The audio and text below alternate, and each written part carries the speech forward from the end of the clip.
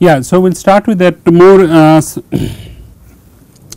specific discussion on this in vivo biocompatibility assessment with reference to the following points, like selection of animal model, selection of the defect model, and design of a study as far together with the qualitative and quantitative determination of biocompatibility. Now, if you recall the biocompatibility definition, this is that ability of a this is the ability of a material to perform with an appropriate host response in a specific application, and this has been mentioned time and again earlier that biocompatibility is a application specific property. And in general, it has been widely understood that biomaterials must be biochemically compatible with the host tissue. It should be non-toxic and non-irritable, non-allergenic and non-carcinogenic, and biomechanically compatible with the surrounding tissue. That is very important. And here one of the things that I have mentioned earlier, that is the elastic modulus property is important, and because elastic modulus, if there is a large difference in the elastic modulus between the biomaterial and the surrounding tissue, then that can cause aseptic loosening. And overall there is a general consensus that bioadhesive contact must be established between the materials and living tissue. Okay. What are the different animal models that are what are the different animal models that are currently used for different implant for different in vivo study? So, this table actually summarizes some of the application specific animal models selection. In the case of cardiovascular applications like heart valve or vascular grafts or cardiovascular stents like made of nickel titanium, or ventricular assist devices or artificial hearts and so on, the largely people prefer, or it is reported in scientific literature that researchers used either pig model or sheep model. So, this pig model or sheep model, these are the most widely used animal models for cardiovascular applications. In orthopedic or bone replacement applications, for bone regeneration or substitutes, total hip joint or knee joint surgery, vertebral implants, craniofacial implants or cartilage applications, different models people have used, but largely it is reported rabbit model, and you can see this rabbit models are used more extensively and reported in the literature. The next level of model after the rabbit, if the material is found to be biocompatible. So, one of the things that people use more often, then they validate the biocompatibility testing of the lower animal in the higher animal, and for that people can use goat model or dog model. So, goat and dog model is the next level of model that people use. For toxicity assessments of the biomaterials, for example, in the total hip and knee joints, your wire debris particles are generated. Now, these wire debris particles, when they are transported to different parts of the osseous structure, they can cause toxicity to the neighboring tissue. Now, for the toxicity of the small nanoparticle eluates, then people use the smaller animals like rat model or mouse model. So, this is essentially used for the toxicity in vivo. Okay. So, you can use different experiments for toxicity, cytotoxicity property in vitro. Similarly, toxicity property also can be assessed in vivo. Third level of application that has been mentioned or summarized in this table is neurological. Now, neurological, there are two type of implantation experiments people have done. For example, one can use the conduit nerve conduit for peripheral nerve regeneration applications. So, there even small animals like rat or cat model is useful. People use the deep brain stimulation surgery. Now, in the deep brain stimulation experiments and deep brain stimulation experiments, people can use non-human primate like monkeys, for example. So, monkeys are more used in the discipline of neurosciences and so on, and they use for deep brain stimulation or other kind of neurological stimulation experiments and see the response of the animals to, or response of the primates to their stimulation. The fourth one is ophthalmological applications like contact lens, PMMA for example, or intraocular lens. So, there people use mostly rabbit model. So, overall if you see that smaller animal models like mouse and rat, they are used more for toxicity in vivo study, but for the cardiovascular applications people use largely, or people prefer, or researchers prefer to use large animal models like pig and sheep. And for orthopedic or bone regeneration mostly that rabbit, and in higher level animal dog and goat model also is used for orthopedic applications. Neurological, it is again rat model, and non-human primates like monkeys is used. For ophthalmological applications like eye related applications, the contact lenses so on, there you can use for the rabbit model. Now, there are several standards, like one of the standards for biocompatibility assessment is that ISO, International Standard Organization, and ISO 10993 and part 6, that is essentially related to the implant effects and standards in biomaterial testing. So, this essentially tells you the most direct means of evaluating implant materials effect on surrounding tissue, and different elements are to be used, and they can be cut to size, sterilized implants and implanted, and X-ray radiography can be used as an immediate assessment technique just to see that how there is local changes around the implant site at the macroscopic scale. Now, there are several there are two important two type of response, that one is called acute response and one is called chronic response. So, acute response generally recorded, this is a part of the systemic effects. Acute response typically is recorded within 24 hours. Chronic response chronic response in any animal model can be recorded in a time scale of more than 90 days or more than 10% of animal's lifespan.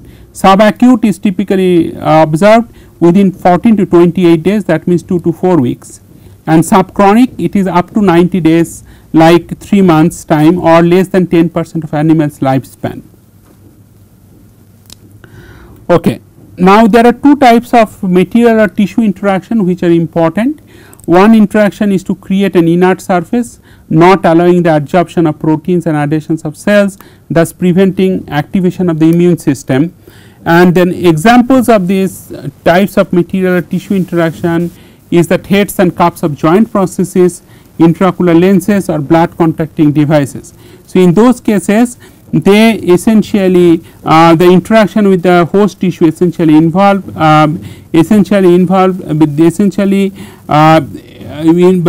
essentially does not facilitate any biological tissue formation or very strong biological bond formation at the material interface.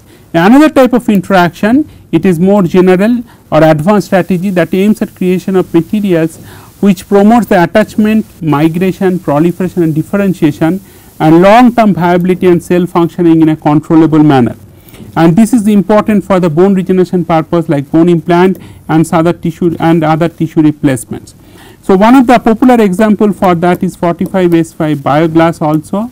So, this is also one of the important material that which has been discovered by Professor Larry Henge quite few decades ago.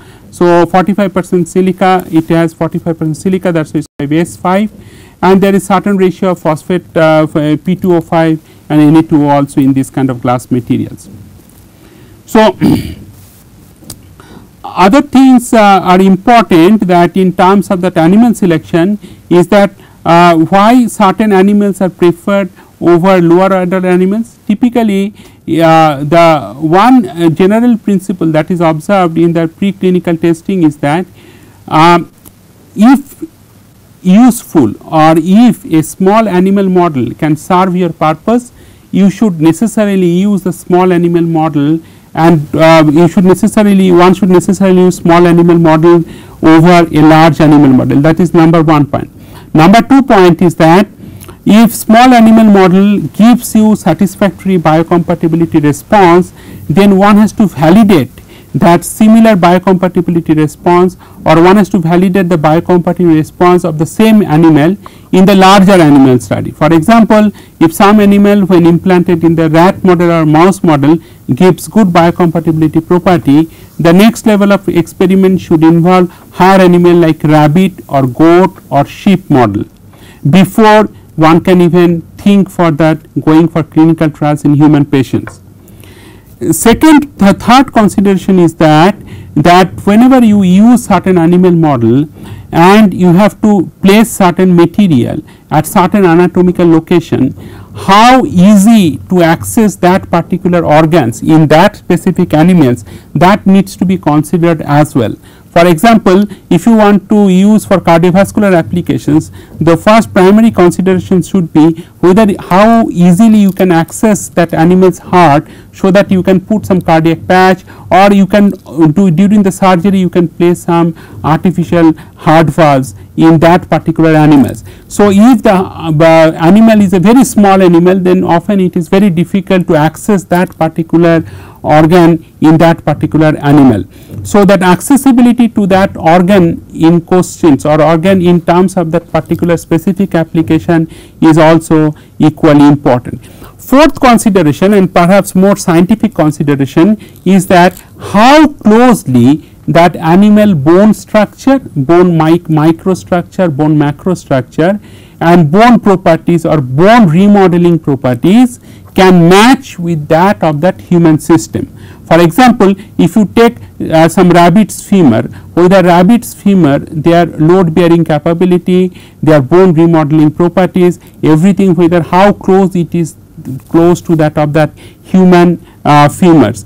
So, these kind of questions needs to be critically thought or needs to be critically answered while designing the animal experiments. Okay. More discussion on the biological response of the implant. So, this is your left hand side, this is that implant materials which is placed in certain anatomical location of an animal, and this is your time t is equal to 0, okay. And this is that x axis is the time scale, and this time you can consider it is in terms of days, because most of the biological events that is taking place at the implant bone interface, that is essentially kinetically quite slow process. Now, at the interface what you can see, that is a neutrophil activity. Now, just few in the last module itself I have discussed about the blood level compatibility of synthetic animals, blood level compatible synthetic implants. So, therefore, again blood compatibility takes an important role, simply because as soon as the material is implanted in the material in any animal system or in any living system, different blood elements they come and interact with that material interface first. So, this is the neutrophils you can see there, and there is also monocytes that has been marked here. So, these proteins are absorbed on a biomaterial substrate, and this has been this is one of the precursor for further cell attachment to the biomaterial substrate. So, this protein absorption takes place within few hours of that implantation. Then after that you have fibroblast cells, because fibroblast cells is that connective tissue cells, it forms this connective tissue. These fibroblast cells, they come and adhere on the material surface, and that is the reason why fibroblast cells are used more widely and more extensively in screening biomaterials at the in vitro level. I repeat, fibroblast cells is one of the widely used cell line which researchers use while assessing that in vitro cytocompatibility property of any biomaterial, because during wound healing process and during various implantation in that animal model, fibroblast cells are known to interact with the materials as the first cell line which interacts with that synthetic materials. So, therefore, it is important to see how a material supports the growth and proliferation of the fibroblast cells.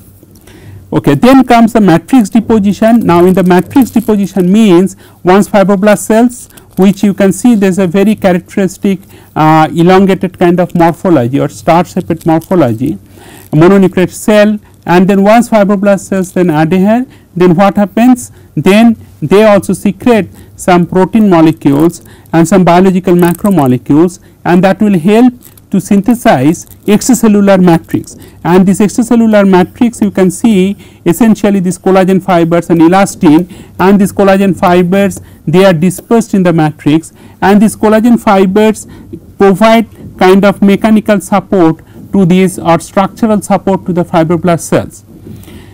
There is also other things that has been shown in this slide is that macrophage activity, that is also equally important. And then towards the later term of the implantation or post implantation, you also see multinucleated foreign body giant cells. FBGC stands for foreign body giant cells. So, this is the multinucleated foreign body giant cells, they also become activated. Now, this entire process you can see right from the t is equal to 0 to t is equal to 3 to 4 weeks time period, up to 3 to 4 weeks, this entire process takes place. And what is the net result? Net result is that there is something called fibrous encapsulation.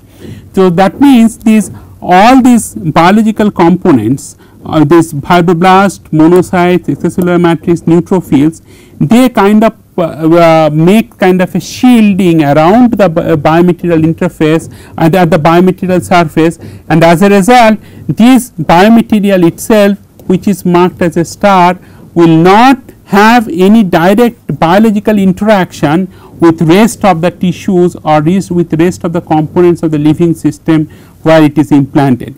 In other instead, this biomaterial is now shielded from the rest of the osseous system with the formation of this fibrous capsule on the material surface. Now, after this showing this biomaterial, the various biological events at the material substrate, the next thing that I have shown you that you know that within the 2 weeks of time frame after 12 to 14 days, that what are the different stages that is taking place. One is the inflammation and second one is the repair. During inflammation and repair, how the different cells or proteins, they increase in their numbers. So, if you start with the neutrophil activity, it certainly increases, this is in that arbitrary unit, and then it goes saturated and then decreases. Then if you see monocytes, although they increase in number, their numbers is much less than that of the neutrophils during the inflammation process. And I have mentioned in the last module also that inflammation is one of the biological events which one cannot avoid irrespective of what kind of material that you put in, irrespective of whether you are putting it simply by well aseptic conditions or during what kind of surgery, that inflammation is bound to happen whenever any synthetic non-living material is being placed in an otherwise living system. Third one is the fibroblast activity, or fibroblastic activity goes to a peak almost like a near to 1 week time frame. Now, collagen synthesis also starts off from once this sufficient number of fibroblasts, and you can see there is certain kind of a peak value of fibroblast, and there the collagen synthesis also equally picked up, and that increases further during that progressive during the post implantation period. Blood capillaries formation also one starts in this neutrophils activity and other things. The blood capillaries also keeps on increasing, picking up, and that increases up to 1 week post implantation. So, once this inflammation period is over, then repair stage, fibroblast activity goes slowly down, but collagen activity is recently picked up, and that helps in the tissue repair.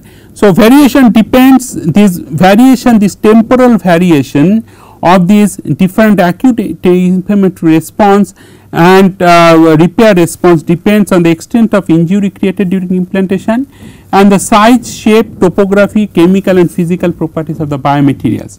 So, that means that what is the size of the biomaterials, like whether it is a segmental kind of defect or whether it is a very small defect, what kind of surgery has been done during the implantation, what is the surface topography, whether it is a smooth surface or whether it is a very rough surface. So, all those properties will determine what is the temporal variation which I have explained to you in last 5 minutes or so. Okay. So, having said this, that all this cellular activity around the biomedical implants, or what is the tissue response to these implants, biomedical implants, that needs to be carefully assessed using certain microscope, which can enable you to identify different cell types in the tissues in the neighborhood of the synthetic materials. Now, this is possible only with the histological analysis.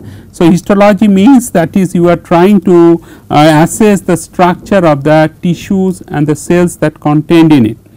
Now, this is a typical example of a long bone structure, you can see. So, in the long bone structure, I have put some kind of holes here. So, this is the defects essentially you are creating. This is called femoral defects. So, in the you take rabbit's femur, then you make these 3 holes.